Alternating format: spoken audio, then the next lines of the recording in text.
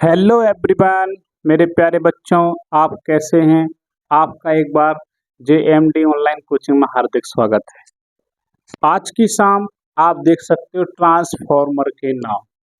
आज बहुत ही very very important topic transformer के बारे में हम चर्चा कर रहे हैं। कक्षा 12 भौतिक विज्ञान का एक अति महत्वपूर्ण वेरी वेरी इम्पोर्टेंट टॉपिक, जिसको बच्चे लेकर बहुत परेशान होते हैं। एक तो उन्हें याद करने में कठिनाई होती है, कहते हैं सर ट्रांसफॉर्मर ट्रांसफॉर्मर रटना लगाए रखे देते हैं कि कैसे करेंगे सर, कैसे करेंगे। आज उन सभी का सॉल्यूशन लेके मैं आया हूँ। आज के बाद उनकी समस्या खत्म हो जाएगी। आइए बिना देर करते हुए 2025 के लिए ट्रांसफॉर्मर खत्म करते हैं। देखिए क्या है ट्रांसफॉर्मर। सबसे पहले ट्रांसफॉर्मर का मीनिंग समझते हैं कि ट्रांसफॉर्मर क्या है। ट्रांसफॉर्मर, देखिए प्यारे बच्चों, आप लोगों ने देखा होगा हमारे घरों में लाइट आती है, हम खंबे से लाइट लेते हैं और खंबे में एक तार आता है, एक मोटी केबल आती है। तो उसी केबल में दो तार आते हैं, एक फेज का आता है, एक न्यूट्रल का आता है। ये फेज और न्यूट्रल के तार हमारे जाके किसी ट्रांसफॉर्मर में जुड़े होते हैं, ठीक है।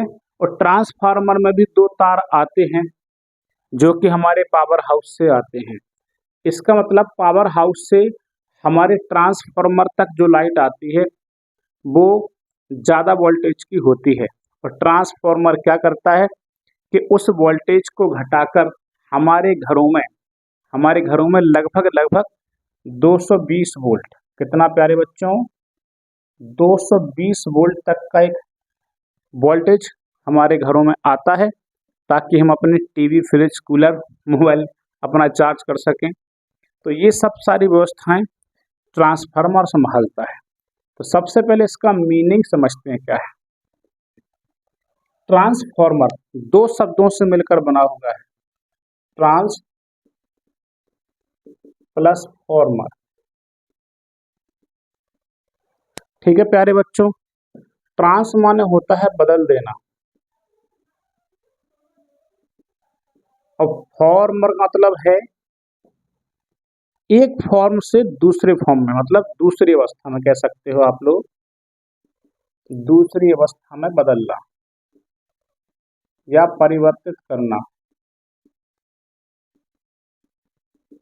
देखिए प्यारे बच्चों, सबसे पहले तो इस चीज को समझिए। फॉर्म मतलब एक अवस्था से दूसरी अवस्था में जाना। ट्रांसफॉर्मर एक ऐसी युक्ति है, एक ऐसी डिवाइस है जो कि करती क्या है, बदल देती है एक अवस्था से दूसरी अवस्था में। तो बदलता किसको है बेटा, हमारा ट्रांसफॉर्मर जो है AC करंट को, किसको प्यारे बच्चों, AC करंट को या AC वोल्टेज को, ध्यान देना बेटा, किसको, करंट को या वोल्टेज को। अर्थात यह प्रत्यावर्ती धारा को या तो घटाने का काम करता है या बढ़ाने का काम, मतलब एक रूप से दूसरी अवस्था में परिवर्तित कर देता है। तो ये क्या करता है प्यारे बच्चों ट्रांसफॉर्मर, कि AC करंट या AC वोल्टेज को, यानी कि प्रत्यावर्ती धारा या प्रत्यावर्ती वोल्टेज को या तो घटाने का काम करता है या बढ़ाने का काम करता है, ठीक है। अब जैसा कि मैंने आपको बताया कि आपके घरों में जो लाइट आती है खंबे से, वो खंबे में तो तार आपके जो कनेक्ट होते हैं वो ट्रांसफॉर्मर से कनेक्ट होते हैं। वो ट्रांसफॉर्मर क्या करता है, उस ट्रांसफॉर्मर के भी दो तार पावर हाउस से लगे होते हैं, वहाँ पे हाई वोल्टेज का करंट आता है और हमारे घरों में निम्न वोल्टेज का करंट पहुँचता है। फिलहाल वो हमारे लिए हाई वोल्टेज का ही होता है, लेकिन ट्रांसफॉर्मर की भाषा में वो निम्न वोल्टेज का करंट आता है अपने यहाँ पे, ठीक है। तो यहाँ पे हमारा जो ट्रांसफॉर्मर लगा होता है अपने घर के आसपास, वो क्या करता है कि हाई वोल्टेज को लो वोल्टेज में कन्वर्ट करता है। लेकिन अभी तो मान लीजिए लाइट बेहतर हो गई है। पिछले के समय में होता क्या था कि लाइट थोड़ी धीमी आती थी, थोड़ा सा इतनी अच्छी व्यवस्थाएं नहीं थी, लेकिन हम एडवांस हो चुके हैं। तो पहले के समय जब लाइट कम आती थी तो हम एक स्टेबलाइजर का प्रयोग करते थे। स्टेबलाइजर होता था, उसमें देखते थे कि लाइट कम आ रही है तो अपन खटका दबा के हाथ से वोल्टेज बढ़ा लेते थे, ठीक है। तो उस समय ट्रांसफार्मर हमारा क्या करता था कि निम्न वोल्टेज को हाई वोल्ट में चेंज करता था। ठीक है, फिलहाल में कई ऐसी जगह हैं जहां पर वोल्टेज कम आता है, या मान लीजिए हम हाई पावर की चीजें इस्तेमाल करते हैं तो वहां हाई वोल्टेज की जरूरत पड़ती है, तो हम स्टेबलाइजर की मदद से वोल्टेज को बढ़ाते हैं। कई सारे इलेक्ट्रॉनिक्स डिवाइस में होता है। कुल मिला के हमारा वोल्टेज जो है हाई वोल्टेज की करंट को निम्न वोल्टेज के करंट में परिवर्तित करता है, और निम्न वोल्टेज की करंट को हाई वोल्टेज के करंट में परिवर्तित करता है। सीधी सी बात, ट्रांसफार्मर अब आपको समझ में आ गया होगा कि ट्रांसफार्मर वह युक्ति है जो प्रत्यावर्ती वोल्टेज को या प्रत्यावर्ती धारा को या तो घटाने का काम करता है या बढ़ाने का काम करता है। ठीक है, आपसे कोई पूछ ले कि ट्रांसफार्मर क्या है तो उसको समझा देना कि ट्रांसफार्मर वह युक्ति है जो क्या करता है कि प्रत्यावर्ती वोल्टेज को या तो घटाने का काम करता है या बढ़ाने का काम करता है। ठीक है, देखिए प्यारे बच्चों, ट्रांसफार्मर हमेशा एसी वोल्टेज में ही काम करते हैं, इस बात का ध्यान देना। ये डीसी पे अप्लाई नहीं होता है, डीसी पे काम नहीं करता है। ठीक है प्यारे बच्चों, क्योंकि डीसी करंट जो है सीधा बहता है, उसको मतलब नहीं, मतलब फिक्स अमाउंट में करंट देता है, उसमें तो जितना वोल्टेज आता है तो आता है, ना घटेगा ना बढ़ेगा। और डीसी आपके एसी करंट में लगातार करंट परिवर्तित होता है, इस वजह से हमें ट्रांसफार्मर का यूज करना पड़ता है। ठीक है, हाँ एक बात का और ध्यान देना कि ये स्वयं में ये उत्पादन नहीं करता, एसी वोल्टेज को ये बनाता नहीं है, ना एसी वोल्टेज या एसी करंट को बनाता नहीं है। ये करता क्या प्यारे बच्चों, सिर्फ एसी वोल्टेज या करंट को या तो घटाने का काम करता है या बढ़ाने का काम करता है। ठीक है, अब इस प्रकार से अगर हम मतलब थोड़ा सा विचार करें तो ट्रांसफार्मर दो प्रकार के बनते हैं। बोलो बच्चों, कितने प्रकार के? दो प्रकार के। एक जो वोल्टेज को बढ़ाते हैं,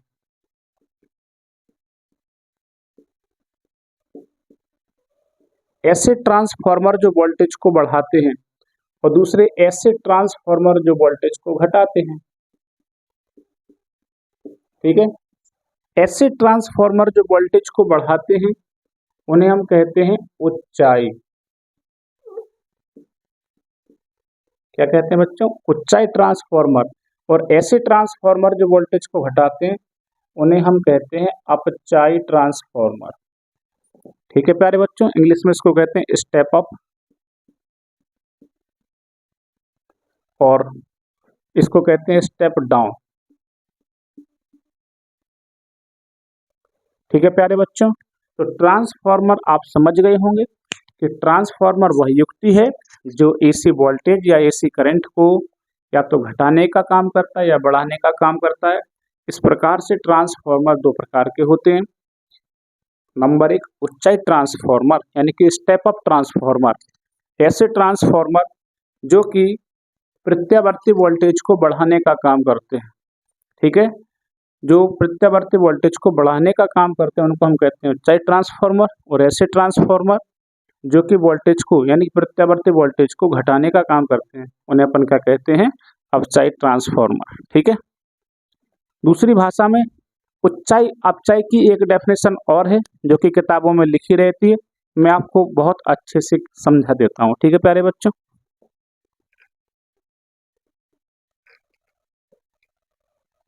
अब एक बात का ध्यान देना है आपको कि ट्रांसफार्मर जो है कि यंत्र है, इंस्ट्रूमेंट है। क्या प्यारे बच्चों? इंस्ट्रूमेंट है, एक इंस्ट्रूमेंट है। और किसी भी इंस्ट्रूमेंट को हम चार पोर्शन में पढ़ते हैं, ध्यान देना प्यारे बच्चों। पहला पोर्शन रहता है इंट्रो का, दूसरा होता है प्रिंसिपल का, प्रिंसिपल बोले तो सिद्धांत इसका, और तीसरा पोर्शन इसका रहता है मैकेनिज्म, मैकेनिज्म नहीं कंस्ट्रक्शन, और चौथा पोर्शन इसका रहता है मैकेनिज्म का।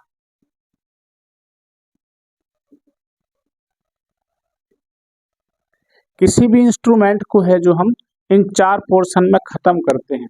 ठीक है, ऐसे हम ट्रांसफार्मर को जो है चार पोर्शन में खत्म करेंगे। ठीक है, तो पहला पोर्शन क्या है बेटा, इंट्रो। तो इंट्रो में जो मैंने आपको समझा दिया वही लिखेंगे। क्या लिखोगे कि ट्रांसफॉर्मर वह युक्ति है जो कि प्रत्यावर्ती वोल्टेज या प्रत्यावर्ती धारा को घटाने का या बढ़ाने का काम करता है।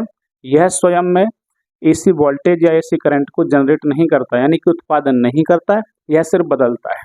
ठीक है, इस प्रकार से ट्रांसफॉर्मर दो प्रकार के होते हैं। पहला कौन सा, उच्चाई ट्रांसफॉर्मर, दूसरा कौन सा, इसी में लिखना पड़ेगा इंट्रो में आपको। ठीक है, ऊंचाई भी और अपचाई भी, उसकी भी डेफिनेशन देखो मैं कैसे बनाना आपको बताता हूँ कैसे बनाना है। देखो आप बना रहे हो ऊंचाई, ऊंचाई ट्रांसफॉर्मर। ठीक है प्यारे बच्चों, स्टेप अप।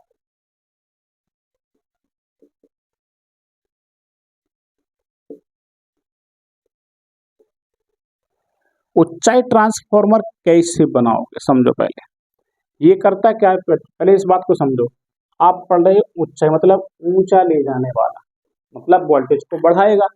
बढ़ाएगा कब, जब कम होगा, कम से ले जाना है अधिक की ओर, ऐसा कह लो निम्न से उच्च की ओर। तो ये क्या करेगा, निम्न वोल्टेज को, निम्न को कहाँ ले जाएगा, उच्च की ओर। ठीक है भाई, उच्च मतलब कहाँ जाएगा, निम्न से उच्च की ओर। दूसरी बात, अगर मैं एक शब्द लिखता हूं प्रबल, एक लिखता हूं दुर्बल, थोड़ा ध्यान देना, प्रबल और दुर्बल। अगर मैं निम्न के लिए अगर एक विलोम शब्द को चुनना चाहूं, मान लीजिए इसका एक विलोम चुनना है, तो निम्न के लिए इसका विलोम शब्द क्या हो जाएगा, निम्न के लिए हो जाएगा प्रबल। ऑब्वियसली बात है, आप समझ गए होंगे। ठीक है, और उच्च के लिए अगर मुझे विलोम चुनना है तो इसका क्या हो जाएगा, उच्च के लिए दुर्बल। ठीक है प्यारे बच्चों, अब देखिए मैंने ऊंचाई को लिख लिया। ठीक है, अब मैं एक काम करता हूँ, यहीं पे अपचाई को समझा देता हूँ। अपचाई ट्रांसफॉर्मर, ऐसे ही मैं एक काम करता हूँ। तो अपचाई मतलब वोल्टेज को घटाता है। घटाएगा कब, मतलब ज्यादा से कम की ओर, यानी कि उच्च से निम्न की। तो मैं यहाँ लिखता हूँ उच्च, और यहाँ पे क्या लिखता हूँ बेटा, मैं निम्न। ठीक, ऐसे उच्च का विलोम क्या है बेटा, दुर्बल। तो यहाँ लिख देता हूँ दुर्बल, और यहाँ लिख देता हूँ प्रबल। ठीक है, देखिए अब मुझे क्या करना है, यहाँ पे देखिए, यहाँ पे मुझे लगा देना है प्रत्यावर्ती वोल्टेज। देखो यहाँ मुझे लगा देना है, ऐसे एक काम कर लीजिए, यहाँ लिख दीजिए वोल्टेज। ठीक है, निम्न के सामने वोल्टेज, इसके सामने वोल्टेज। ठीक है, इसके सामने धारा, इसके सामने धारा। ऐसे यहाँ देखो, यहाँ पे वोल्टेज, यहाँ पे वोल्टेज, यहाँ पे धारा,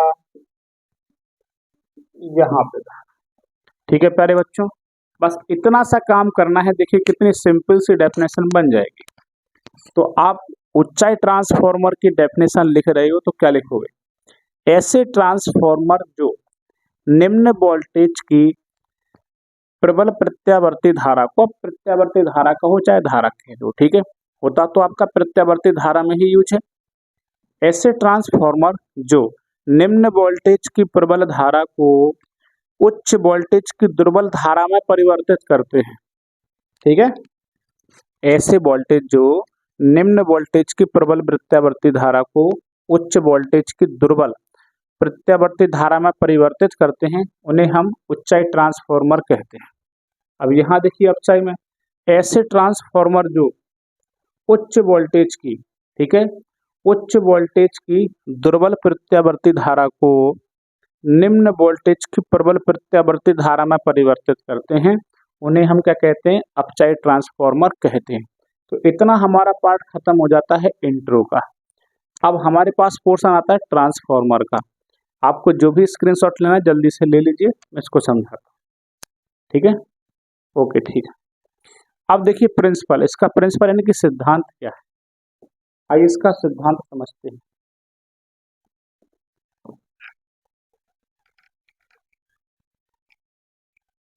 इसका बहुत ही प्यारा सा सिद्धांत है।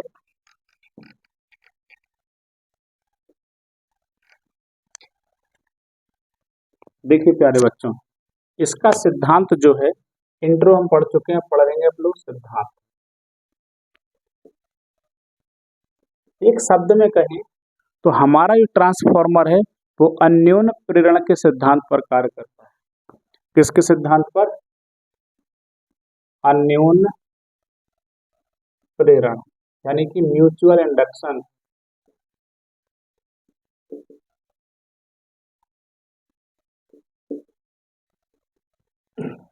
किस सिद्धांत पे कार्य करता है प्यारे बच्चों? यह अन्योन्य प्रेरण के सिद्धांत पे कार्य करता है।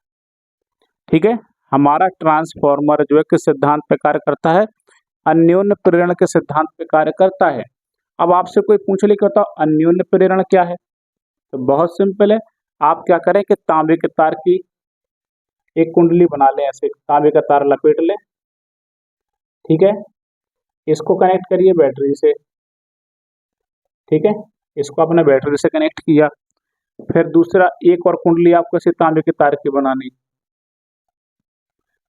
और इसमें लगा देना है आपको बल्ब।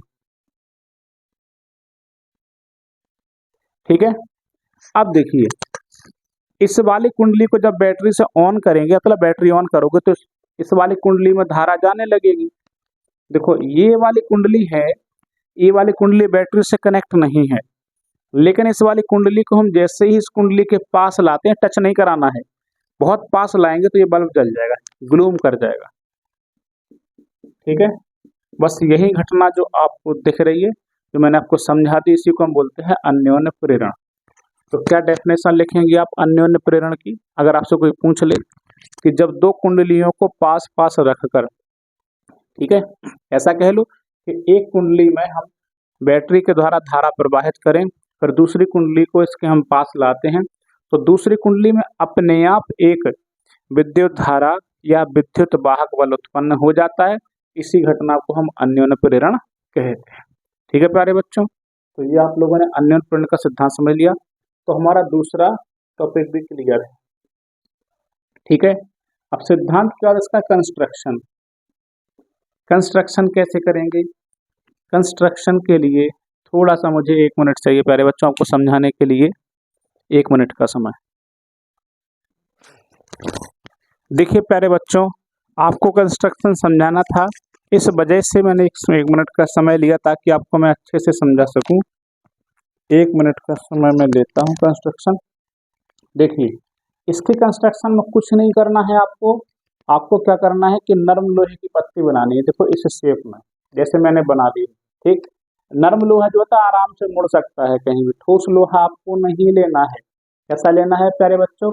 नर्म लोहा। अब प्रश्न बनता है कि नर्म लोहा ही क्यों लेते हैं? देखिए प्यारे बच्चों, नर्म लोहे का चुंबकन और विचुंबकन आसानी से हो जाता है, लेकिन ठोस लोहा लेते हो तो जैसे ठोस लोहे में करंट जाता है ना प्यारे बच्चों, तो देर तक के लिए चुंबक बना रहता है। ठीक है, और देर तक चुंबक बना होने से बहुत समय तक के लिए, अब ये चुंबक बन चुका है तो बड़ी देर में विचुंबकन होगा। चुंबकन और विचुंबकन के बीच में समय ज्यादा होने से ऊर्जा की हानि ज्यादा होगी, और हम नहीं चाहते कि ऊर्जा की हानि हो। इस वजह से हम कैसा लोहा लेते हैं? नर्म लोहा लेते हैं। ठीक है प्यारे बच्चों, अब देखिए, नर्म लोहे को तुम ऐसे शेप में काट लिया, ऐसे काटने का इस पे पॉलिश कर देनी है, बर्निश की। क्या कर देने बेटा? बर्निश कर देने हैं आपको। ठीक है, और सुखा के ऐसे हम एक और पत्ती काटेंगे। ठीक है, ऐसे इसको बढ़िया आराम से इसको बर्निश करेंगे। ऐसे एक के ऊपर एक रख के एक डिजाइन बना लेंगे। ठीक है, और सब पे जो है बर्निश जरूर करनी है। बर्निश करने के बाद जब बना लोगे तो कुछ ऐसा आपको दिखेगा। ठीक है, और इसको हम बोलते हैं पटलित लौहिक रोड। क्या बोलते हैं प्यारे बच्चों इसको? जो आपको दिख रहा ना, इसको बोलते हैं पटलित लौहिक रोड, लेमिनेटेड आयरन कोर बोलते हैं इसको। ठीक है प्यारे बच्चों, लेमिनेटेड आयरन कोर। ठीक है, तो हमें क्या करना है? बहुत सिंपल सा है, कुछ नहीं करना बेटा। आपको नर्म लोहे की पत्तियां लेनी है, और नर्म लोहे की पत्तियों पर बर्निश लगा के एक के ऊपर एक रख के हम पटलित लोहित रोड बना लेते हैं। क्या बना लेते हैं प्यारे बच्चों? पटलित लोहित रोड। अब इसी रोड पर जो है हम तांबे के तार की दो अलग अलग कुंडलियां लपेटते हैं। ठीक है, आप देख सकते हो एक तरफ पतला तार लगा हुआ है।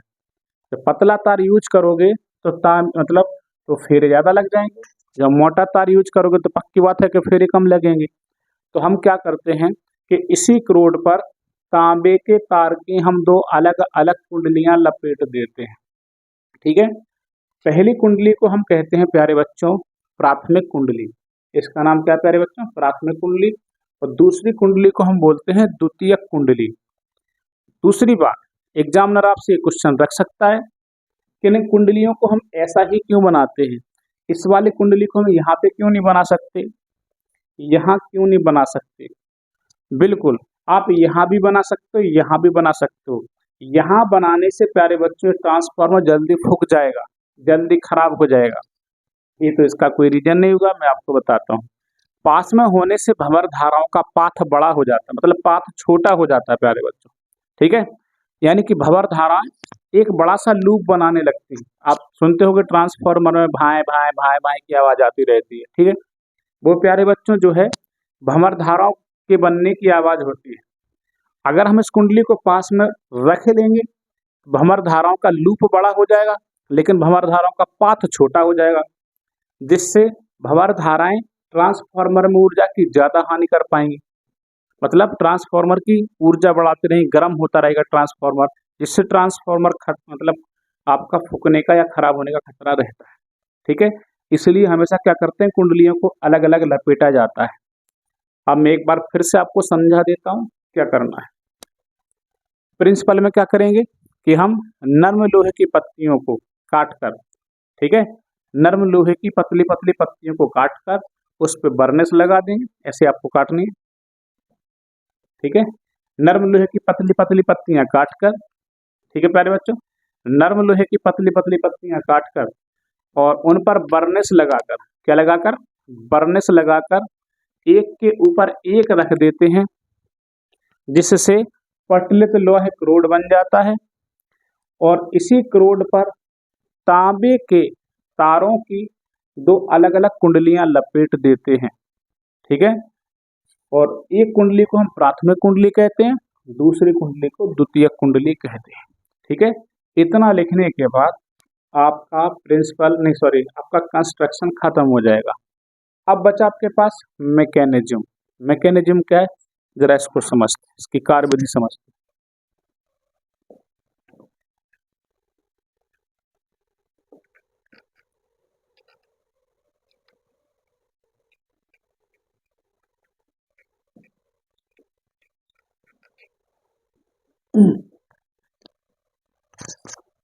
देखिए बेटा, इसकी कार्यविधि क्या है।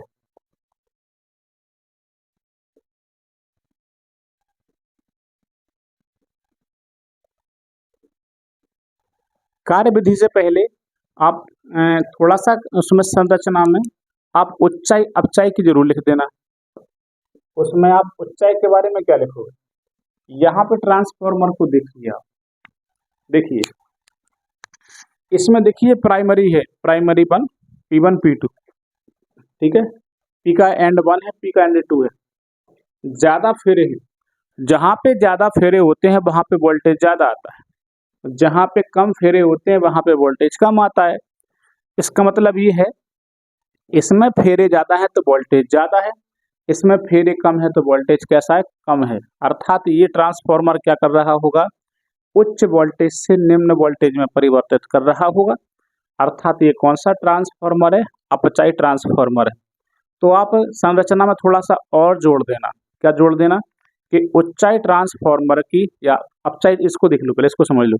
अपचाई ट्रांसफार्मर की प्राथमिक कुंडली में तांबे के पतले पतले तार हैं, तांबे के पतले तारों के फेरों की संख्या अधिक बनाई जाती है, और दूसरी कुंडली में या द्वितीय कुंडली में मोटे तार के कम फेरे लपेटे जाते हैं।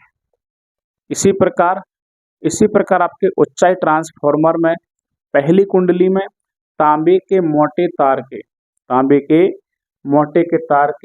कम फेरे लपेट जाते हैं, और द्वितीय कुंडली में तांबे के पतले तार के अधिक फेरे लपेटे जाते हैं। ठीक है, ऊंचाई में क्या करोगे कि प्राथमिक कुंडली में तांबे के पतले तार के कम फेरे, आप चाहो तो ऐसे बना सकते हो समझने के लिए, उसी में संरचना चित्र बना देना और ऊंचाई लिख के ऐसे बना देना।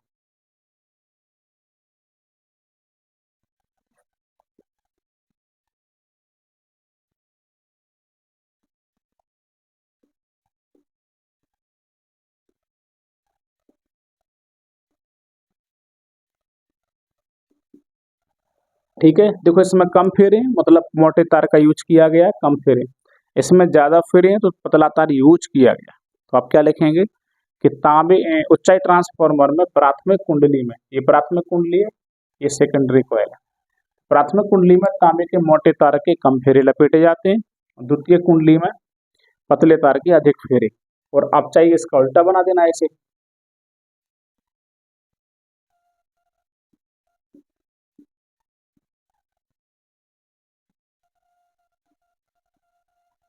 ये प्राइमरी सेकेंडरी कॉइल, तो कौन सा आपका अपचाई। तो अपचाई में क्या लिख देंगे कि इसमें प्राथमिक कुंडली में पतले तार के अधिक फेरे होते हैं और द्वितीय कुंडली में मोटे तार के कम फेरे होते हैं। अब इसके देखिए कार्यविधि को समझते हैं। ठीक है,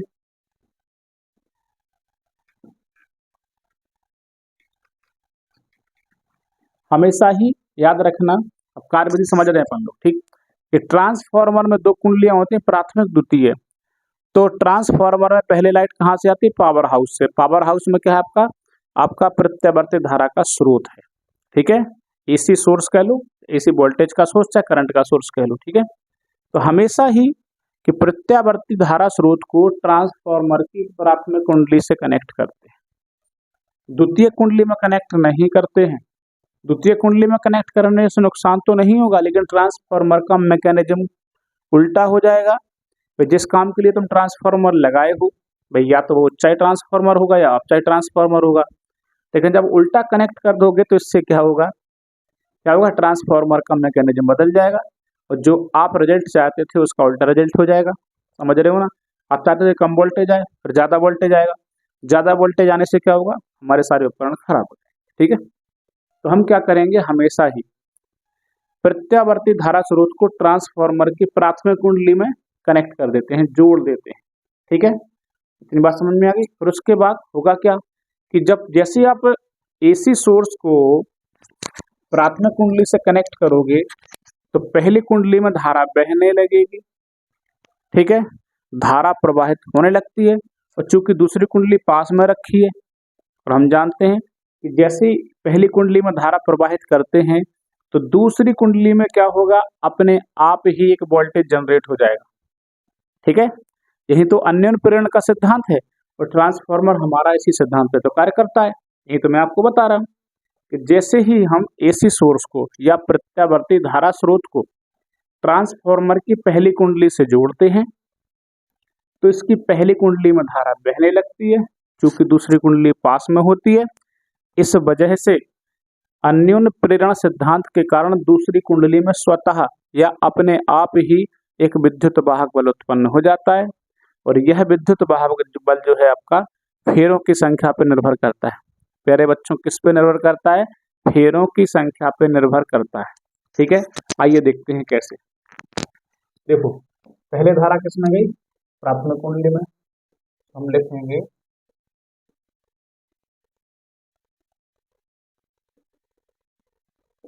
प्राथमिक कुंडली के लिए।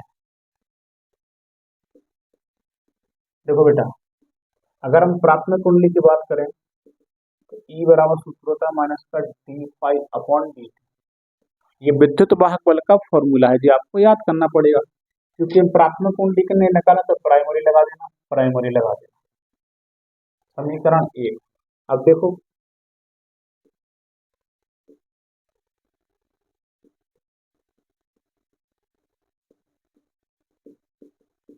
देखिए द्वितीय कुंडली के लिए यही सूत्र फिर से ई बराबर माइनस का N D five upon D T. तो द्वितीय है तो सेकेंडरी, सेकेंडरी इक्वेशन टू, दोनों का लगा लीजिए भाग। समीकरण चाहे एक भाग दो करो चाहे दो भाग एक से करिए। ठीक है, देखिए तो ई एस के बटे में क्या जाएगा, ई पी माइनस के N S D five upon D T बटे में माइनस का N P D five upon D T से D five upon D T cut जाएगा, माइनस से माइनस कट जाएगा, फिर फॉर्मूला बनेगा E S upon E P N S upon N P. देखो ई मतलब वोल्टेज ही है, तो इसको हम वोल्टेज ऐसा भी लिख सकते हैं कि V S upon V P.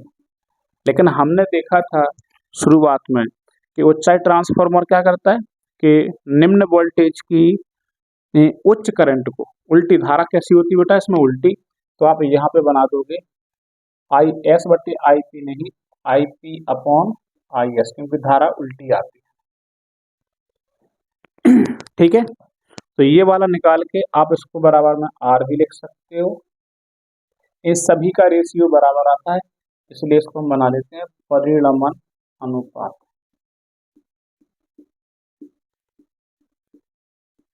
ठीक है, तो ये सारी पूरी कहानी आपकी ट्रांसफार्मर की थी। अब आपसे कोई पूछ ले ट्रांसफार्मर में कि नर्म लोहे की रोड क्यों बनाते हैं, तो मैंने आपको समझा दिया है। और दो पतली, एक पतली मोटी कुंडली, मतलब अलग अलग कुंडलियां क्यों लपेटी जाती है, इसलिए। हाँ, एक प्रश्न और है कि ट्रांसफार्मर में तेल क्यों भरा जाता है। ट्रांसफार्मर में तेल इसलिए भरा जाता है कि ट्रांसफार्मर में कई प्रकार की हानियां होती हैं। ठीक है, अब इसके आगे ट्रांसफार्मर में जो भी बचा है, ट्रांसफार्मर की दक्षता, ट्रांसफार्मर में हानियां और तेल क्यों भरा जाता है, इस सभी टॉपिक मैं आपको अगले वीडियो में दे दूंगा। तब तक के लिए ट्रांसफार्मर को अच्छे से तैयार करिए। मैंने आपको बहुत ही सिंपल भाषा में ट्रांसफार्मर समझा दिया। आई थिंक इस वीडियो को देखने के बाद आपको ट्रांसफार्मर अब कॉपी या किताब से पढ़ने की जरूरत नहीं पड़ेगी, आपको पूरा याद हो जाएगा। ठीक है, तो इसी तरह के मजेदार वीडियो आपकी बोर्ड परीक्षा की तैयारी के लिए, बेहतर तैयारी के लिए मैं आपके लिए लाता रहूंगा। तब तक के लिए सबको जय हिंद, बाय बाय, गुड नाइट।